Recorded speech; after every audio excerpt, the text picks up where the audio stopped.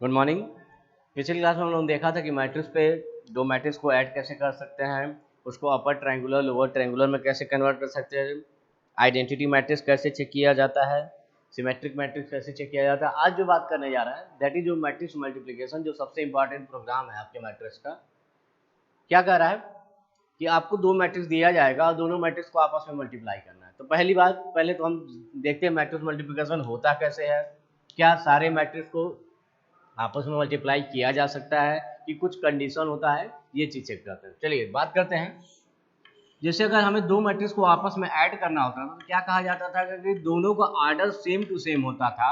जैसे मैंने कहा एक 3x4 का है, दूसरा भी 3x4 का है, तो क्या इन दोनों को जोड़ा जा सकता है? जी हाँ, दोनों का ऑर्डर सेम होने चाहिए तो आप मैट्रिक्स में एडिशन भी कर सकते हैं, सब्ट्रैक्शन भी कर सकते हैं। लेकिन अगर आपसे कहा जा रहा है मैट्रिक्स मल्टीप्लिकेशन करने के लिए, तो क्या इन दोनों मैट्रिक्स को आपस में मल्टीप्लाई किया जा सकता है? नहीं, ऐसा कहीं नहीं है कि अगर आपके दो मैट्रिक्स दिए जाएं और दोनों के ऑर्डर सेम हो, ठीक है, तो आप मैट्रिक्स मल्टीप्लिकेशन कर सकते हैं। ऐसा नहीं होता है। मैट्रिक्स मल्टीप्लिकेशन कब पॉसिबल है वो चीज देखते हैं। क्या कर रहा है कि जो कंडीशन है मैट्रिक्स मल्टीप्लिकेशन के लिए, कहता है क्या कि पहले मैट्रिक्स का कॉलम अगर दूसरे मैट्रिक्स के रो के इक्वल है। मीन्स अगर मैंने कहा कि एक m क्रॉस n का मैट्रिक्स है और दूसरा p क्रॉस q का मैट्रिक्स है, तो इसे कब मल्टीप्लाई किया जाएगा? तो कंडीशन क्या कहता है, इफ फर्स्ट का column means n and second का रो, अगर ये दोनों वैल्यू सेम है तो हम मैट्रिक्स मल्टीप्लिकेशन कर सकते हैं। ये पहली कंडीशन। याद रखिएगा कि मैट्रिक्स मल्टीप्लिकेशन आप कभी भी करेंगे तो सबसे पहले ध्यान रखना होगा कि पहले मैट्रिक्स का कॉलम एंड सेकेंड मैट्रिक्स का रो, अगर इन दोनों की वैल्यू सेम है तो आप मैट्रिक्स मल्टीप्लाई करेंगे। मीन्स अब तब आप जाके कहेंगे कि हाँ दोनों की वैल्यू हम रीड करेंगे और देन दोनों को आपस में मल्टीप्लाई करेंगे। तो पहला कंडीशन हो गया। जैसे अगर मैंने कहा 2x2 का है और 2x7 का है, तो क्या ये दोनों मल्टीप्लाई हो सकता है? जी हाँ, क्योंकि देखिए दोनों की वैल्यू सेम है। लेकिन अगर यही 3x4 है, 3x4 है, तो यहाँ पे वैल्यू क्या है? सेम नहीं है। इसका मतलब इन दोनों को मल्टीप्लिकेशन आप नहीं कर पाएंगे।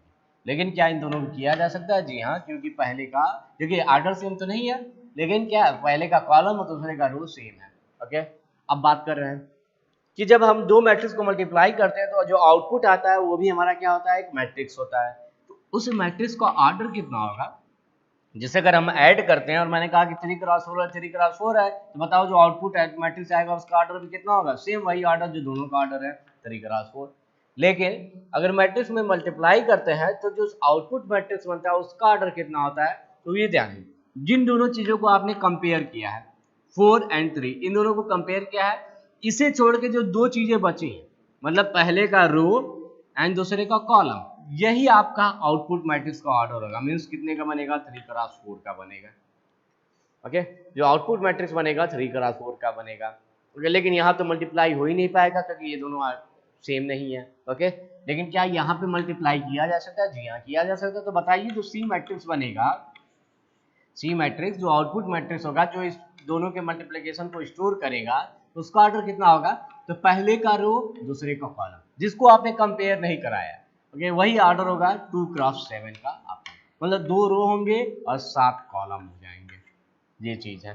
तो पहली चीज हम लोग जाना कि हाँ मैट्रिक्स मल्टीप्लिकेशन कब कर सकते हैं। तो पहला कंडीशन क्या हुआ कि अगर फर्स्ट मैट्रिक्स का कॉलम सेकेंड मैट्रिक्स के रो के इक्वल है तब हम मैट्रिक्स मल्टीप्लिकेशन करेंगे, और जो आउटपुट मैट्रिक्स बनेगा उसका ऑर्डर कितना होगा? ओके, जो आपने कंपेयर नहीं किया है, मतलब पहले का रो और दूसरे का कॉलम, वही आपका क्या हो जाएगा? आउटपुट मैट्रिक्स हो जाएगा। तो अगर मैं कह रहा हूं कि m क्रॉस n है और p क्रॉस q है, तो बताइए जो सी मैट्रिक्स बनेगा उसका ऑर्डर कितना होगा? तो सी मैट्रिक्स का ऑर्डर कितना होगा? m क्रॉस q होगा। Means m cross q, means m रो होंगे और q कॉलम होंगे। अगर मैं लूप की बात करूं, किसी के लिए लूप चलाइए तो फॉर 0 से लेके आप कहां तक चलाएंगे? m-1 i प्लस प्लस, और कॉलम के लिए क्या चलाएंगे? 0 से लेके q-1, q-1 j plus plus. ये चीज है। ये आपका सी मैट्रिक्स के लिए जो लूप चलेगा नंबर ऑफ रोज, ठीक है, m है तो 0 से लेके m-1 and number of columns q है तो 0 से लेके q-1। ये चीज हो गया। अब बात करते हैं मैट्रिक्स मल्टीप्लिकेशन होता कैसे है। सपोज मैंने कहा ये 2 क्रॉस 5 का है और दूसरा मैट्रिक्स 5 क्रॉस 3 का है। ओके, पहली बात देखिए क्या दोनों को मल्टीप्लाई किया जा सकता है? जी हाँ, क्योंकि पहले का कॉलम दूसरे का रो इक्वल है तो किया जा सकता है। तो किया जा सकता है तो बताइए सी कितने का बनेगा? अगर ये सी मैट्रिक्स है, ये सपोज ए है हमारा, ये सी बी है, मैंने कहा कि दोनों को मल्टीप्लाई करिए, बताइए सी कितने का बनेगा? तो सी कितने का बनेगा? 2 क्रॉस 3, तो मतलब 2 रो होंगे 3 कॉलम होंगे। ओके, अब क्या है,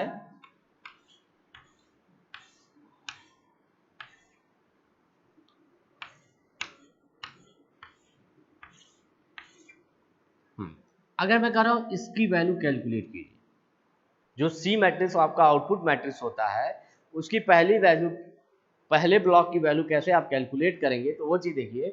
अगर मैंने कहा कि अगर ये एडिशन होता तो आप करस्पॉन्डिंग एलिमेंट को जोड़ देते और वही आंसर हो जाता आपका। लेकिन मैट्रिक्स मल्टीप्लिकेशन होता ऐसे नहीं है। होता कैसे, वो चीज जानते हैं। क्या कहता है, फर्स्ट रो के सारे एलिमेंट को फर्स्ट कॉलम के सारे एलिमेंट से मल्टीप्लाई कीजिएगा।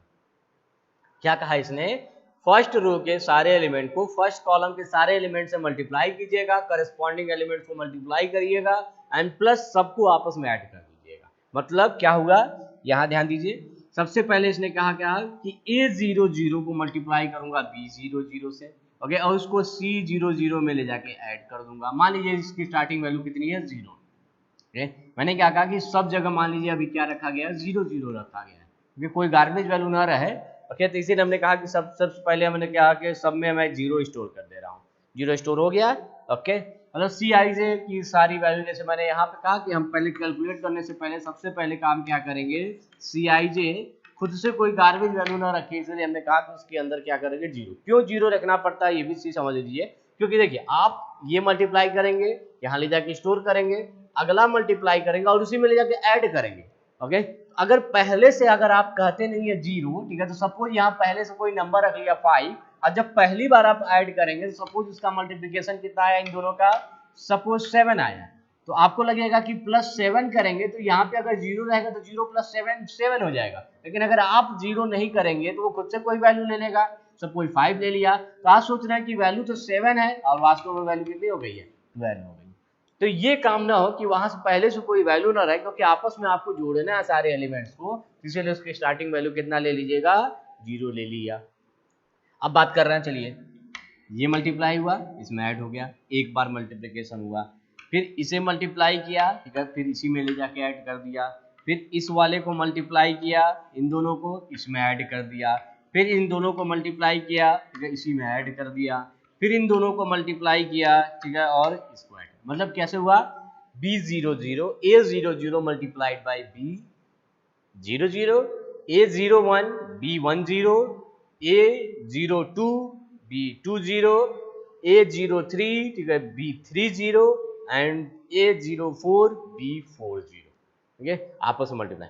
अब एक बात ध्यान दीजिए, यहाँ पे क्या कर रहा हूं कि इसे निकालने के लिए आपने मल्टीप्लिकेशन एक सिंगल एलिमेंट के लिए आपने मल्टीप्लिकेशन कितनी बार किया है, तो वास्तव में देखा जाए तो एक सिंगल एलिमेंट के लिए 1 बार, 2 बार, 3 बार, 4 बार, 5 बार। ओके, 5 बार मल्टीप्लाई किया आपने। ये सिंगल एलिमेंट निकालने के लिए सबको आपस में मल्टीप्लाई करना, मतलब 5 रो है और इसमें 5 कॉलम है। ओके, ऐसे समझो। ओके, सॉरी, मतलब यहाँ पे अगर कहा जाए कि इस एक रो में कितने वैल्यूज हैं, तो 5 वैल्यूज इस कॉलम के 5 वैल्यूज से आपस में मल्टीप्लाई होके आपस में ऐड होगा। ओके, अब यहाँ पे थोड़ा सा ये ध्यान दो कि जो मैट्रिक्स है वो तो 2 क्रॉस 3 का है ना, तो मतलब जो लूप चला होगा वो ये 2 बार चल रहा होगा, और इसके नीचे वाला, ठीक है, मल्टीप्लाई जो ये कॉलम वाला है वो 3 बार चल रहा होगा। ओके, अगर बाय द वे हमने मल्टीप्लिकेशन का लाइन जस्ट इसके बाद लिख देते कि suppose Cij multiplied by Cij plus Aij into Bij, अगर बाय द वे हमने यही लिख दिया होता तो ये लूप आपको याद होगा कि लूप कैसे चलता है, एक सिंगल वैल्यू पे ये कितनी बार चलता, 3 बार एग्जीक्यूट होता। तो अगर मैं कह रहा हूं कि ये 2 बार चल रहा है और उस 2 बार चलने पे अंदर वाला लूप 3 बार चल रहा है, तो इसका मतलब i बराबर 0, 0 पे ये कितनी बार चलेगा, 3 बार चलेगा। मीन्स ये काम आपका कितनी बार हुआ होगा, केवल 3 बार। अगर केवल 3 बार होगा तो सोचो, केवल 1 2 3 ये तीनों मल्टीप्लाई हुए होंगे, ये दोनों छूट गए होंगे आपके, क्योंकि ये काम अगर आपको 5 बार कराना है तो 100% इसके ऊपर लूप कितनी बार चलना चाहिए था, 5 बार चलना चाहिए था। लेकिन आपका चल कितनी बार रहा है, केवल 3 बार। तो ये मल्टीप्लिकेशन आधा किया और 2 एलिमेंट आपके छूट गए। तो आपको क्या करना है कि इस काम को आपको, जो ये मल्टीप्लिकेशन वाला काम आप कर रहे हैं, जो भी काम है यहाँ पे जो भी लाइन लिखेंगे, ओके, उससे कितनी बार एग्जीक्यूट होना चाहिए, 5 बार एग्जीक्यूट होना चाहिए। लेकिन इस केस में 5 बार है, क्योंकि यहाँ पे आपके 5 एलिमेंट मिले। अगर यही मैं ऑर्डर बदल दूं, ठीक है, सपोज 2 क्रॉस 7 एंड 7 क्रॉस 5, तो जो बनेगा कितने का बनेगा, 2 क्रॉस 5 का बनेगा। मतलब ये लूप 2 बार चलेगा, ये लूप 5 बार चलेगा, जबकि मल्टीप्लिकेशन होना कितनी बार है, समझो 2 क्रॉस 7 मतलब यहाँ पे टोटल 7 एलिमेंट होंगे, और इस वाले में भी कितने होंगे, टोटल 7 एलिमेंट होंगे। मतलब सातों को आपस में मल्टीप्लाई, मतलब जहां मल्टीप्लाई वाला आप लाइन लिखेंगे उसके ऊपर एक लूप चलना चाहिए जो 7 बार एटलीस्ट चले। ओके, तो आप खुद देख रहे हैं कि इस केस में 5 बार चल रहा है, ठीक है, मल्टीप्लिकेशन 5 बार होना चाहिए, और इस केस में 7 बार होना चाहिए। ओके, और ये 5 7 कैसे डिसाइड किया जाए कब कितनी बार होगा, तो आप खुद से देखिए।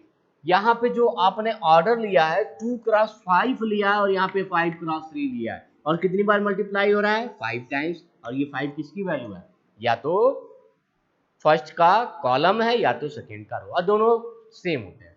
ओके, तो अगर मैंने कहा कि मेरा मैट्रिक्स m क्रॉस n का है और दूसरा p क्रॉस q का है, तो कब मल्टीप्लाई होगा, जब n बराबर p होगा। जो आउटपुट बनेगा m क्रॉस q का बनेगा, c बनेगा m क्रॉस q। तो क्या मल्टीप्लिकेशन एक सिंगल एलिमेंट निकालने के लिए m टाइम्स होगा कि q टाइम्स होगा, नहीं, ना m टाइम्स होगा ना q टाइम्स होगा, वो कितने टाइम, या तो n टाइम होगा या तो p। और सबसे अच्छी बात क्या है, दोनों सेम है। मतलब जहां आप Cij मल्टीप्लाई वाली लाइन लिखेंगे उसके ऊपर आपको एक और लूप चलाना पड़ेगा जो कितनी बार चले, आइदर n टाइम्स चले या तो p टाइम्स चले। ओके, और यही कॉन्सेप्ट, तो बस यही 3 कॉन्सेप्ट आपको याद रखने हैं मैट्रिक्स मल्टीप्लिकेशन में। आप आसानी से आप प्रोग्राम इसका इंप्लीमेंट कर सकते हैं। चलिए, तो मैं मल्टीप्लाई के लिए प्रोग्राम बना रहा हूं। क्या कर रहा है कि सबसे पहले सपोज आपका ए मैट्रिक्स है जिसका ऑर्डर मान लीजिए आप क्या है, m क्रॉस n है, और एक बी मैट्रिक्स है जिसका ऑर्डर मान लीजिए क्या है, p क्रॉस q है। आपको बताना है क्या मैट्रिक्स मल्टीप्लिकेशन पॉसिबल है, अगर है तो मल्टीप्लाई कीजिए, अगर नहीं है तो आप लिख दीजिएगा matrix multiplication is not possible. तो चलिए स्टार्ट कर रहा हूं मैं। सबसे पहले कहा मैं मेल, ओके, सबसे पहले m n p q मतलब ऑर्डर की वैल्यू बताइए आप कितनी है। सबसे पहले लिखा मैंने printf inter order of first matrix. हाँ, एक चीज और, ये प्रोग्राम थोड़ा बड़ा होगा इसीलिए मैं आधे पार्ट को जब वहां तक चला जाऊंगा तो इस आधे पार्ट को हटा दूंगा, इसलिए आप नोट करते चलिए। ओके, स्कैन एफ, हाँ, पहले का ऑर्डर क्या है, m क्रॉस n, तो उसकी पहले वैल्यू दे दीजिए, इंटर m n और n दोनों की वैल्यू स्कैन कर लिया। मतलब पहले मैट्रिक्स का मुझे ऑर्डर मिल गया है। पहला मैट्रिक्स क्या कर रहा है कि कितने रो हैं, m रो हैं और n कॉलम है। ओके, अब दूसरे मैट्रिक्स का ऑर्डर बता दीजिए, inter order of second matrix, order of second matrix, और इसकी वैल्यू स्कैन कर लीजिए, स्कैन एफ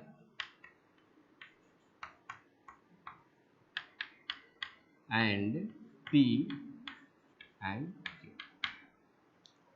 ओके, सिर्फ अभी आपने ऑर्डर स्कैन किया। ऑर्डर मतलब पहले मैट्रिक्स में कितने रो हैं, कितने कॉलम हैं, दूसरे मैट्रिक्स में कितने रो और कितने कॉलम हैं।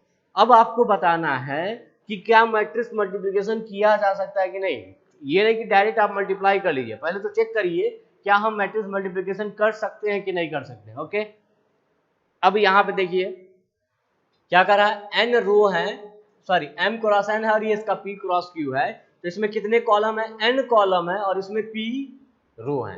तो कब करेंगे, जब एन बराबर क्या होगा, पी होगा। तो सबसे पहला कंडीशन लिखा इफ एन बराबर पी, अगर होगा तो अंदर जाइएगा, पूरा मैट्रिक्स मल्टीप्लाई कीजिएगा, मतलब जितना मल्टीप्लिकेशन का कोड होगा हम यहीं पे लिखेंगे। अगर ये गलत होता है तो सीधा किसके पास चले जाना, एल्स के पास। ओके, इफ एल्स आपको याद होगा कि अगर सही होता है तो अपने बॉडी के इनसाइड जाता है और जितना काम कहते हैं वो काम करता है। लेकिन अगर यही कंडीशन गलत हो गया तो सीधा किसके पास जंप करेगा, एल्स के पास। और यहां लिख दूंगा प्रिंटफ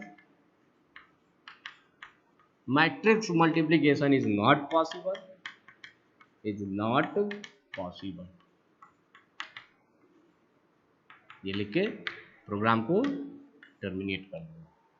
ये चीज मतलब ये चीज सही अगर हुआ तो जाएंगे मैट्रिक्स लेंगे, ठीक है, मैट्रिक्स की वैल्यू स्कैन करेंगे, मल्टीप्लाई करेंगे, मल्टीप्लाई करने के बाद ओके उसे प्रिंट कराएंगे एंड देन ठीक है एल्स को, जब ये सही हो गया तो एल्स को टच भी नहीं करेगा, सीधा प्रोग्राम टर्मिनेट हो जाएगा। लेकिन अगर यही कंडीशन गलत हुआ तो ये पूरा अंदर जाएगा ही नहीं, ना मैट्रिक्स बनाएगा और ना तो उसकी वैल्यू स्कैन करेंगे, ना तो मल्टीप्लाई करेगा, ना प्रिंट कराएगा, सीधा किसके पास चला जाएगा, एल्स के पास और लिख देगा मैट्रिक्स मल्टीप्लिकेशन इज नॉट। और ये चीज याद रखिएगा कि ये बाद में मैं लिखूंगा, अभी यहाँ पे प्रोग्राम थोड़ा बड़ा है तो इसलिए इतने में नहीं हट पाएगा, इसलिए। लेकिन ये ध्यान रखिएगा कॉन्सेप्ट, ये क्यों मैंने पहले बता दिया, क्योंकि अगर ये गलत होगा तो सीधा किसके पास चला जाएगा, एल्स के पास। ओके चलिए अब हम लोग मैट्रिक्स मल्टीप्लिकेशन वाला पार्ट देखते हैं कि अगर ये कंडीशन सही हो गया तो काम कैसे होगा। तो चलिए, एम मतलब पहले का कॉलम दूसरे के रो के इक्वल है, अगर इक्वल है तो बॉडी के इनसाइड जाएगा, बॉडी के इनसाइड जाएगा और सबसे पहले मैट्रिक्स क्रिएट करिए। हमने कहा कि पहला मैट्रिक्स m क्रॉस n का होगा, दूसरा मैट्रिक्स आपका p क्रॉस q का होगा, एंड जो आउटपुट मैट्रिक्स बनेगा c उसका ऑर्डर कितना होगा, याद होगा आपको, हमने बताया था m cross q, m cross q का होगा। तीन मैट्रिक्स हमने ले लिए। ओके, अब वेरिएबल ले ले रहे हैं इन आई जे, और एक और लूप चलाना पड़ेगा। मैंने पहले ही बताया था, इसके पहले जब एक्सप्लेन किया था कि जब आप दो बार चला रहे थे लूप, मैंने कहा कि m क्रॉस q, तो क्या मल्टीप्लिकेशन सिंगल एलिमेंट निकालने के लिए क्या m टाइम्स या q टाइम्स होता था, नहीं, ना तो वो m टाइम्स होगा ना तो q टाइम्स होगा, या तो n टाइम्स होगा या तो p, मतलब एक और लूप चलाना पड़ेगा जो मल्टीप्लिकेशन करेगा निकालने के लिए सिंगल सिंगल एलिमेंट। ओके, तो वही चीज है, एक और वेरिएबल की जरूरत पड़ेगी, that is your k। Okay, अब चलिए सबसे पहले मैट्रिक्स ए रीड करिए, फिर मैट्रिक्स बी रीड करिए। चलिए सबसे पहले मैंने मैसेज दिया printf enter matrix A, enter matrix A, और लूप चला रहा हूं for i equal to 0, i less than equal to m minus 1, i plus plus, for j equal to 0, j less than equal to n minus 1, j plus।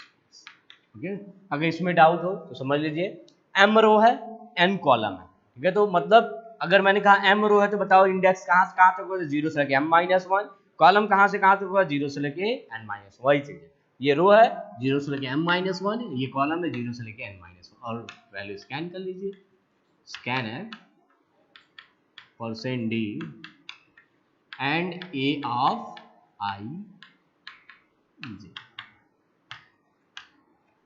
आपने पहले matrix की value scan कर ली। Okay, ये आपने सिर्फ पहला matrix read किया है जिसमें कहा कि m रो है n कॉलम है। ओके, चलिए दूसरा मैट्रिक्स रीड करते हैं, प्रिंट एफ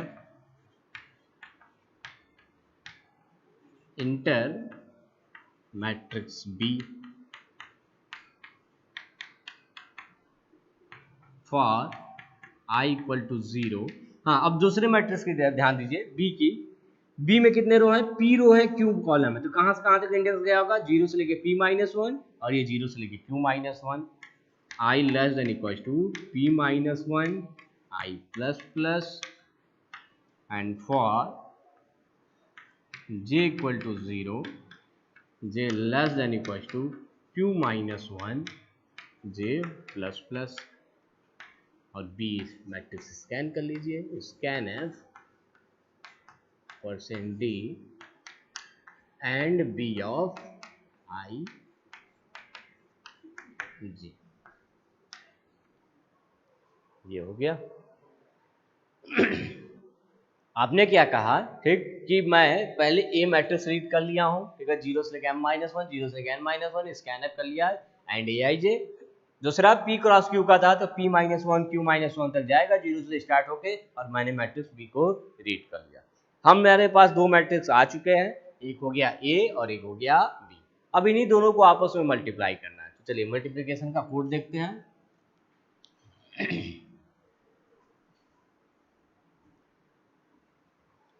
ओके, ये क्या कह रहा है मल्टीप्लिकेशन। ओके, यहां ध्यान दीजिए, ए है मेरा m क्रॉस n का, b है p क्रॉस q का, तो c कितने का बनेगा, c देखिए m क्रॉस q का, m क्रॉस q का, c बनेगा मेरा m क्रॉस q का। अब मल्टीप्लिकेशन ध्यान रखिए कि जो लूप चलेगा c के लिए, पहली बात तो ये हो गया कि जो c के लिए लूप चलेगा वो 0 से लेकर कहां तक चलेगा, m माइनस 1, और जो j चलेगा j वो 0 से लेके कहां तक जाएगा, q माइनस 1 तक, q माइनस 1 तक। ये j प्लस प्लस हो गया और ये i प्लस प्लस हो गया, ये चीज हो गया। चलिए ओके, अब मैट्रिक्स मल्टीप्लिकेशन बताया था कैसे। मान लीजिए मैट्रिक्स दो है हमारे पास, ओके, इसको मल्टीप्लाई इसमें करना है और ये c है, ओके, इसको मल्टीप्लाई इसमें करिए, ठीक है, और क्या हुआ, यहाँ पे जो वैल्यू रखी गई उसी में ले जाके जोड़ दीजिए। ओके, अगर आप करें कि यहाँ पे जो वैल्यू रखी गई तो स्टार्टिंग में यहाँ पे कितनी वैल्यू रखी है, 0 रखी है, क्योंकि अगर आप 0 नहीं करेंगे तो ये खुद से कोई गार्बेज वैल्यू ले लेगा। ओके, अगर सपोज हमने कहा कि यहाँ 0 मैं नहीं रख रहा हूँ तो इन दोनों को मल्टीप्लाई करके इसमें ले जाके जोड़ेगा, तो फर्स्ट टाइम अगर आप जोड़ रहे हैं तो इसकी वैल्यू कितनी आनी चाहिए, जो इतना मल्टीप्लाई करने पे आंसर आया वही आंसर आना चाहिए। लेकिन होगा क्या कि हो सकता है बाई जब अगर कंप्यूटर खुद से क्या गार्बेज वैल्यू 0 ले रही था तो कोई बात नहीं है, मान लीजिए अगर उसने पहली वैल्यू खुद से अपने 5 ले लिया और मैं कह रहा हूँ कि इन दोनों को मल्टीप्लाई करके ऐड कर रहा हूँ, तो क्या हुआ, मान लीजिए मल्टीप्लिकेशन आ रहा है आपका 6, ठीक है, 2 यहाँ था 3 यहाँ था, 2 इंटू 3 6। अब इसमें ऐड होगा तो अगर 0 आता तो 0 प्लस 6 कितना होता, 6 होता। लेकिन अगर आपने पहले से वैल्यू 0 नहीं रखी है तो ये क्या करेगा, 5 पहले से ले लिया और 6 5 11 कर देगा। तो ये ध्यान में रखिए कि यहाँ पे स्टार्टिंग वैल्यू 0 रख लीजिए। 0 रखने का फायदा देखिए, मैं वैल्यू दे रहा हूँ 2 3, मान लीजिए यहाँ पे 4, और यहाँ पे वैल्यू दे रहा हूँ 3 4 5। ओके, 2 इंटू 3 6, 6 जाके ऐड हुआ, 0 प्लस 6, 0 प्लस 6, फिर अब क्या हुआ 3 into 4 12 plus 12, okay, 4 into 5 plus 20 हो गया। अब देखिए इसकी वैल्यू कितनी हो जाएगी, 12 6 18 और 20 38 आंसर आता। लेकिन अगर बाई द वे आपने कहा मैं 0 नहीं रखता, मान लीजिए मैंने कहा कि यहाँ पे 0 नहीं है, अगर 0 नहीं है तो खुद से मान लीजिए क्या रख दिया, 5 रख लिया होता, तो क्या होता है 2 इंटू 3 जाके ऐड होता तो 6 प्लस 5 प्लस 12 प्लस 20, तो जितना 38 आ जाए उसकी जगह कितना आ गया 43 आ गया, मतलब 5 एक्स्ट्रा आ जाएगा। इसीलिए सबसे पहला काम क्या कीजिएगा, Cij की वैल्यू कितनी कर लीजिएगा, 0 कर लीजिएगा। मतलब जो मैट्रिक्स बना रहे हैं वहां पे Cij के अंदर हर जगह, ठीक है, 0 रखा गया। क्यों रखने का फायदा है, क्योंकि जब आप मल्टीप्लाई करके ऐड करेंगे तो 0 रख दिए हैं, तो अगर 0 ऐड भी होता है तो कोई असर नहीं पड़ेगा, नंबर एज इट इज रहेगा। ओके, अब क्या हुआ क्या, Cij बराबर कितना होगा, देखिए Aij multiplied by Bij, multiplied by Bij, और ये दोनों मल्टीप्लाई होके जा कहाँ रहा है, Cij में जाके ऐड हो जा रहा है, तो वही चीज है। तो Cij प्लस, ठीक है, क्या हो रहा है, Aij इंटू Bij, ये काम हो रहा है। मतलब ए आई जे को बी आई जे से मल्टीप्लाई करिएगा, ए आई जे को बी आई जे से मल्टीप्लाई करिएगा और मल्टीप्लाई करने के बाद उसे क्या करिएगा, सी आई जे में ले जाके ऐड कर दीजिएगा। और याद रखिए सी आई जे की स्टार्टिंग वैल्यू कितनी है, 0, तो 0 प्लस, ठीक है, पहला वाला मल्टीप्लाई हो गया, ठीक है, फिर दूसरा वाला, ठीक है, उसी में जाके ऐड हो जाएगा, फिर तीसरा वाला उसी में जाके ऐड हो जाएगा, ये चीज है। तो ये मल्टीप्लिकेशन आपका ऐसे चलेगा, ठीक है। तो एक चीज तो हमने देख लिया, हमें यही काम करना है। तो हमने कहा कि चलिए स्टार्ट करते हैं। पहले एक मैट्रिक्स क्रिएट करो, बताओ सी मैट्रिक्स में कितने रो हैं, तो m-1 i प्लस प्लस और for j is equal to 0, j less than equal to q-1 j plus plus, m cross q का c बना है। और सबसे पहले क्या कहा कि सी आई जे की वैल्यू कितना कर लेना तुम, 0 कर, हो गया। अब यहाँ ध्यान दो, होना क्या चाहिए था मेरा multiplication, C I J equal to क्या होगा, सी आई जे में आप ऐड करते जाइए और किसे, ए आई जे मल्टीप्लाई करके डी आई जे, यही काम होना चाहिए था। ओके, अब थोड़ा सा ध्यान दो, अगर मैंने कहा कि ये 2 लूप चल रहा है मेरा, ये 2 टाइम्स चल रहा है, ये 3 टाइम्स चल रहा है, तो अगर मैंने कहा i बराबर 1, ठीक है, तो j कैसे चलेगा, j 1 2 3, मतलब ये केवल 3 बार चलेगा। ओके, तो इसके अंदर जो काम आप कहेंगे, जैसे मैंने कहा ये इसके अंदर है, ठीक है, तो ये काम कितनी बार हुआ होगा, केवल 3 बार हुआ होगा। अब थोड़ा सा मल्टीप्लिकेशन का लॉजिक देख लीजिए, अगर मैंने कहा 2 क्रॉस 5 का मैट्रिक्स है और 5 क्रॉस 3 का मैट्रिक्स है, तो बताओ जो C बना होगा कितने का बना होगा, 2 क्रॉस 3 का, मतलब ऊपर वाला लूप केवल 2 बार चलेगा और नीचे वाला, ठीक है, जो लूप होगा वो 3 बार चलेगा। लेकिन मल्टीप्लाई ये होना कितनी बार चाहिए था, ओके, पहले एलिमेंट कितने एलिमेंट हैं ऊपर, ठीक है, तो 2 क्रॉस 5 का है, मतलब ऊपर 5 एलिमेंट है। और इस फर्स्ट रो में अगर इसमें बात किया जाए कि फर्स्ट रो में कितने एलिमेंट है, तो 5 एलिमेंट है, और इसके फर्स्ट कॉलम में कितने एलिमेंट है, 5 एलिमेंट है, मतलब ये पांचों के पांचों मल्टीप्लाई, ये 5 और ये 5, ठीक है, ये दोनों पांचों, ठीक है, इसके 5 एलिमेंट, ठीक है, हर एक एलिमेंट से मल्टीप्लाई होकर देन आपस में ऐड होना चाहिए। लेकिन ये चला कितनी बार, केवल 3 बार चला है। ओके, अगर केवल 3 बार चला है तो 100% ये केवल काम आपका 3 बार होगा। ओके, लेकिन 3 बार तो होना नहीं चाहिए, कई बार होना चाहिए। और कितनी बार होना चाहिए, 5 बार होना चाहिए। लेकिन अगर यही 2 क्रॉस 7 का हो और 7 क्रॉस 3 का हो तो कितनी बार चाहिए, 7 बार मल्टीप्लाई होना चाहिए। तो सेम वैसे ही अगर मैंने कहा m क्रॉस n का और p क्रॉस q का है, तो बताओ मल्टीप्लिकेशन कितनी बार होना चाहिए, तो n टाइम्स या p। और अच्छी बात क्या है, दोनों इक्वल है, तो आप दोनों में से कोई लिख सकते हैं। ओके, इसका मतलब ये लूप इसे नहीं चला सकता, तो इसके लिए आपको एक ऐसा लूप बनाना है जो इसको 5 बार करे, 7 बार करे। तो हमने कहा कि k नाम का लूप ले लीजिए, k बराबर 0, और कितनी बार जाएगा, देखो m क्रॉस n और p क्रॉस q का है, तो बताओ ये लाइन कितनी बार मल्टीप्लाई होना चाहिए, या तो n टाइम्स या तो p टाइम्स, वही है p माइनस 1 k प्लस। अब ये, ठीक है, या तो p टाइम्स चलेगा और या तो n टाइम्स चलेगा, आप n माइनस 1 भी लिख सकते हैं, और दोनों की वैल्यू सेम ही है। मतलब ये अगर 5 है तो ये 5 बार चलेगा, 7 होगा तो यहाँ पे 7 बार चलेगा। ठीक है, तो ये लूप सफिशिएंट है मल्टीप्लाई करने के। लेकिन अभी एक जगह और चेंज करना पड़ेगा। क्या चेंज करना पड़ेगा, ओके, ये यहाँ ध्यान दीजिए। हाँ, अगर मैं कह रहा हूं कि 2 लूप चला रहा हूं, फॉर i बराबर 0, i less than equal to, या मैं 1 से शुरू कर दे रहा हूँ, 1 से 5 i plus plus, for j बराबर 1, j less than equal to 3, j plus plus. Okay, अब यहाँ पे मैं कर रहा हूँ ए आई जे। ओके, आपको बताना है यहाँ पे ए आई जे की वैल्यू कौन कौन सी होगी। तो यहाँ ध्यान दो, ये i बराबर 1 लूप कैसे चलेगा, i बराबर 1, i बराबर 1 पे ये सही होगा, अंदर जाएगा, j बराबर 1, मतलब पहली वैल्यू क्या आ गई, i बराबर 1 आया और j बराबर भी 1 आ गया। ठीक है, लेकिन ये करने के बाद यहाँ वैल्यू रखने के बाद ये j प्लस प्लस करता है, j की वैल्यू 2 होती है, मतलब अगली वैल्यू यहाँ 2 आती है। लेकिन i कितना रहेगा, 1 ही रहेगा, क्योंकि i तब 2 होगा जब इस लूप से बाहर निकल के i प्लस प्लस में जाएंगे। अगर ऐसा नहीं है तो इसका मतलब एक i के सिंगल वैल्यू पे इसे j को 3 बार चलाएगा, 1 2 3, तो i बराबर 1 तो j बराबर 1, i बराबर 1 j बराबर 2, i बराबर 1 j बराबर 3, तीन वैल्यू रखेगा, फिर i प्लस प्लस करेगा, i की वैल्यू 2 करेगा, ओके i की वैल्यू 2 करेगा। अब कौन कौन सी वैल्यू आएगी वो ध्यान दीजिए, 2 रखेगा।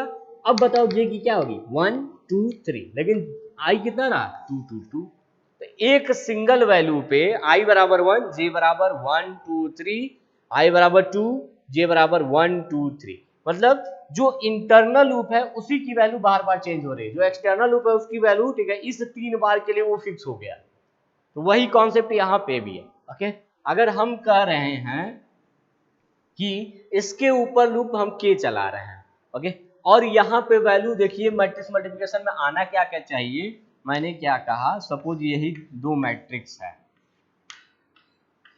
ओके, ये ए है और ये बी है और ये बन गया मेरा सी।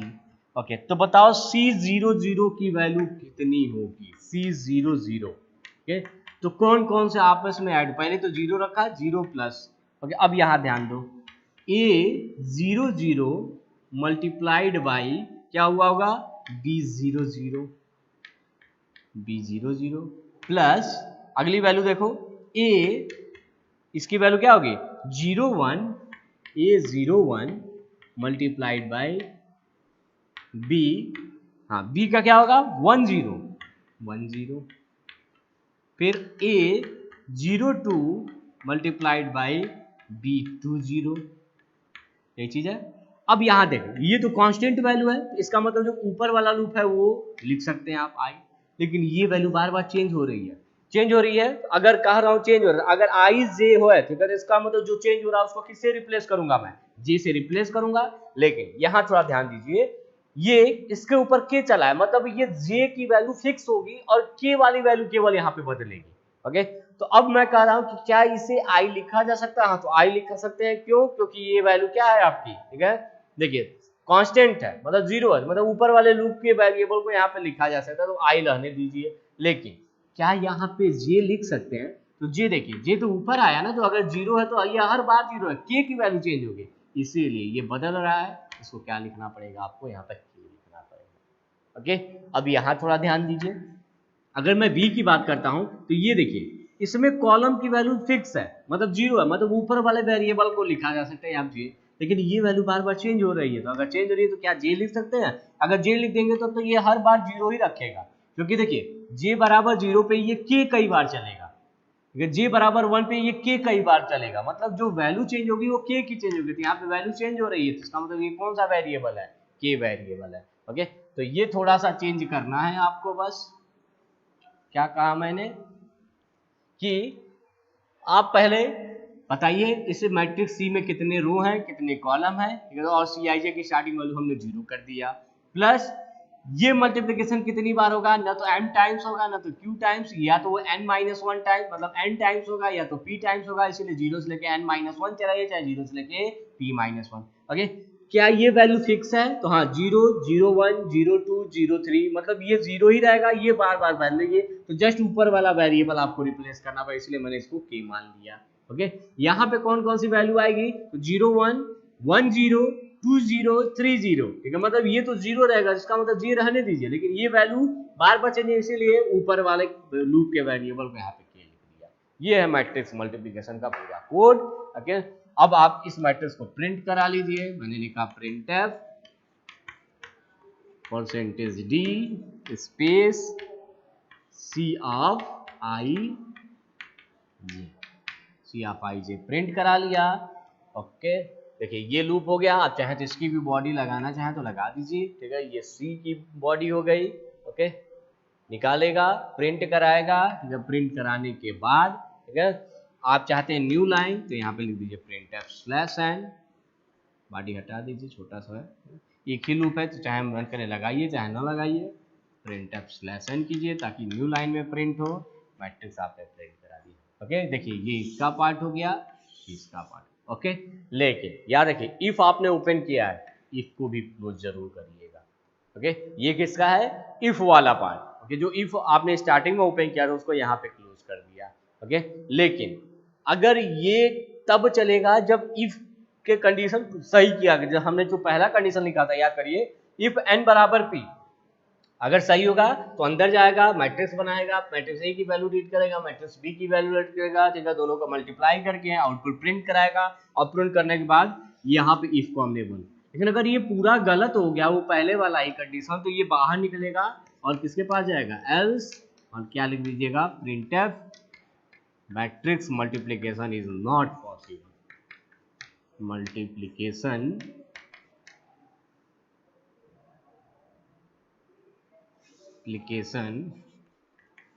Is not possible. इसे बंद कीजिए और वाइड मेन की बॉडी को मैंने यहाँ पे क्लोज कर दिया। तो ये है आपका मैट्रिक्स मल्टीप्लिकेशन का पूरा प्रोग्राम। हमने क्या कहा कि m क्रॉस n का मैट्रिक्स लिया, p क्रॉस q का मैट्रिक्स लिया, दोनों की वैल्यू स्कैन किया, फिर कंडीशन चेक किया, इफ के अंदर गया तो इतना पार्ट पूरा एग्जीक्यूट करेगा, यहाँ तक इफ की बॉडी है। अभी ये पूरा का पूरा कोड, ठीक है, इफ के अंदर है, लेकिन अगर वो गलत हो जाएगा तो सीधा एल्स के पास चला जाएगा, लिख देगा matrix multiplication is not possible. Okay, तो ये हो गया आपका मैट्रिक्स का प्रोग्राम। याद रखिएगा क्या क्या चेक करना है। सबसे पहले देखिएगा कि पहले का कॉलम दूसरे के रो के इक्वल है, अगर इक्वल है तब बॉडी के अंदर जाइएगा और मैट्रिक्स क्रिएट करिएगा। प्लस याद रखिएगा कि अगर m क्रॉस n का है, p क्रॉस q का है, तो जो मैट्रिक्स बनेगा m क्रॉस q का बनेगा। m क्रॉस q का लूप चलाइए। ये क्यों जीरो किया हूँ, जीरो करने का फायदा क्योंकि आपस में ऐड करना है, तो Cij की स्टार्टिंग वैल्यू जीरो कर ले रहा हूँ। ये लूप किस लिए है, क्योंकि एक सिंगल एलिमेंट निकालने के लिए जो आपका नंबर ऑफ मल्टीप्लिकेशन, और जैसे 5 इसमें या 5 इसमें, तो पांचों को आपस में मल्टीप्लाई। लेकिन अगर आप m माइन, ना तो मीन्स क्या हुआ कि ना तो m टाइम्स चलना चाहिए ना q, इसे कितनी टाइम चलना चाहिए, या तो n-1 या तो p माइनस, तो 0 से m-1, ठीक है, 0 से p-1। ओके, ये किया, प्रिंट कराया, गलत होगा तो बाहर, ये है। ओके, तो ये है मैट्रिक्स से रिलेटेड प्रोग्राम। नेक्स्ट लेक्चर में हम लोग स्टार्ट करेंगे नया topic, that is your structure. Okay, array से, ठीक है, एडवांस टॉपिक है। मीन्स एरे क्या होता था कि होमोजीनियस का कलेक्शन होता था, स्ट्रक्चर में क्या होगा कि हेट्रोजीनियस का कलेक्शन होगा। ओके, चलिए तो आज के लिए इतना है, थैंक यू।